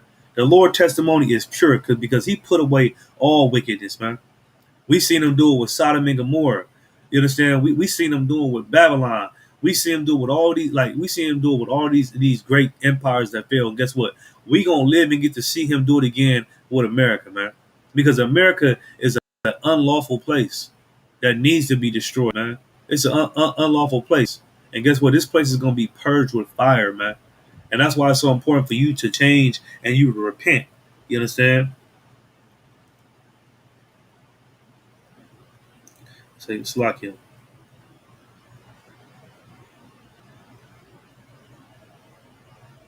And they say, I have verse 21. Slakia, verse 20. My flesh trembleth for fear of thee, and I am afraid of thy judgments. You understand? What is a judgment? He said he trembled, he afraid of his judgments. A judgment is something that you get for breaking the law. You understand? So this is David saying that I'm scared. I'm afraid to break the laws of God. You understand? You know why? He's afraid to break the laws of God because it's a judgment for that. You know what I'm saying? It's a judgment for you thinking that you can do whatever the hell you want to do. It's a judgment for it. And guess what? You will get punished. You will receive that judgment. You know what I'm saying? So that's why he said, man, look, I'm afraid to even, you understand? My flesh trembleth for fear of thee, and I am afraid of thy judgments. Man, and that's what we should be. And in the Black, Hispanic, Native American Indian community, we should be afraid of the Lord's judgments, man. We should absolutely be afraid of the Lord's judgments. But guess what? They don't get it. They're not showing you the real God of this Bible. They gave you a white Jesus Christ, and they gave you a false vision of who God is. So guess what? In return, you don't fear the Lord. So being that you don't fear the Lord, you don't give a damn about his judgments. You don't give a damn about if the Lord gonna do something to you, especially if he don't execute judgment speedily, meaning that he don't kill you immediately for doing something unlawful. You gonna be like, man, so I don't give a damn. I'm gonna keep doing what I'm doing. You understand? But this is what we should. We should be afraid of the Lord's judgments, man. You know what I'm saying? Like Sodom and Gomorrah, they got judged for being homosexuals. I'm saying Saul, he got judged for trying to kill King David, man, for being jealous of him. You know what I'm saying? Who else? Our communities, we getting judged right now for disobeying the Lord. You know what I'm saying? In the time of Christ, you understand Christ. That's what make Christ so perfect because Christ was the he ain't the only man that was perfect, but Christ was perfect, and he did not deserve to die the way that he died for this nation, man. Christ didn't deserve to die the way he died for Black, Hispanic, and Native American Indians, man. And that's why his death is so important, man. You understand? Because he didn't deserve to die like that. He didn't like us, the brothers in the ISUBK and brothers in the world. Even though we don't sin in the ISUBK no more, we deserve that. Christ didn't deserve it. You understand? He didn't deserve it, man. You know what I'm saying? But guess what? When Jerusalem fell after he died, the brothers and sisters that were sinners, them Sadducees and Pharisees, they deserved that. You understand? And it said, and I am afraid of thy judgments. But look, if they was afraid of the Lord's judgment, they wouldn't have deserved that. You understand? And ISUBK, we afraid of the Lord's judgments, man. We afraid of being judged by the Lord for doing something that's unlawful. You understand? Or doing something that's against from what that he wanted us to do. You understand? We afraid of that. You should remain afraid. Let me see. Let me keep reading.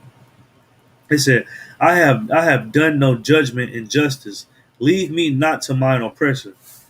Be surety of thy servant for good. Let not the proud oppress me. Mine eyes fail for my salvation, and for the word of thy righteousness. Deal with thy servant unto thy mercy, and teach me thy statutes. You know what I'm saying? That's one of the great qualities that the Lord got. The Lord got mercy on us, man. You know what I'm saying? The Lord got mercy on you enough to give you a grace period to be able to change how you live and how you behave and how you conduct yourself. You understand? So with that, I'm gonna go ahead and end the class. I ain't gonna hold y'all for too long. You understand? It's the ISUBK.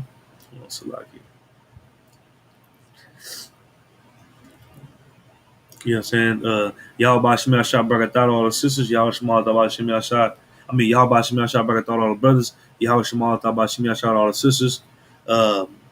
Security announcements. Said, we are the ISUBK and the Cabana Junior Hana, started at 1 West 125th Street, Harlem, New York. Rule for new brother or sister. When a new brother or sister comes into the school, they are off limits for 6 months. They are to be saluted only. They are here to share themselves of the world. If they need transportation, the teachers will arrange it. After 6 months, a brother or a sister has a slack it. After 6 months, if a brother or sister have an interest in a particular person, he or she must be permitted from the head to speak to a brother or sister. There is another 6 months in which the brother and the sister will court each other. After this 6 months period, the brother and the sister will get permission from the head to marry. Tithes, which is a commandment, Numbers 18:21, Malachi 3:8 through 10. Uh, uh, and the tithes in the Hebrew is masharah. I'm saying, which means a tenth of any increase that the Lord gives you. Give to the Treasury Department or teacher priest funds. Free will offering for priests, not mandatory. Whatsoever amount you would like. Upcoming holy convocations. I don't know what holy days coming up. I gotta look it up. Salakia.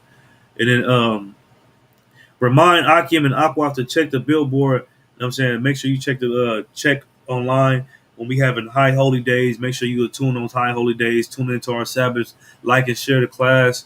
You understand? Tune in tomorrow. We'll meet Officer of 1,000 Shire War. You understand?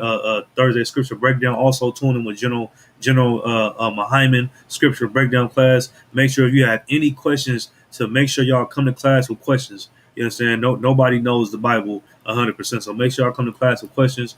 And what else? Make sure y'all like and subscribe to the new Black Watch. You understand? The other Black Watch with Commander Junior Hunter, the leader of this nation, got took down. So make sure y'all like and subscribe to the new one. You know what I'm saying? And that being said, we went to class. Shalom.